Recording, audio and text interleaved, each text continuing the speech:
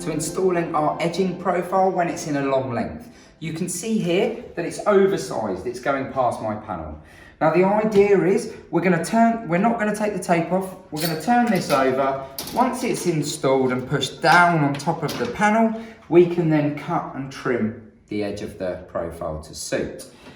Now to install it, don't peel off your tape all the way along. Just take off a section of about 300-400 mil. Now what that's going to do is mean that you've got this tail of tape. Lay that on your panel. It then gives you the facility to make sure it's flush at this end, and it gives you the option to be able to move your trim where you need it. Now I'm pushing my trim this way so it's touching the top of the panel, and I've now got the flexibility to work with the rest of my trim without it being stuck in situ on the panel where I don't want it. And I can simply come to my panel and work along down my run, taking the tape off as I go, making sure it's exactly as I need.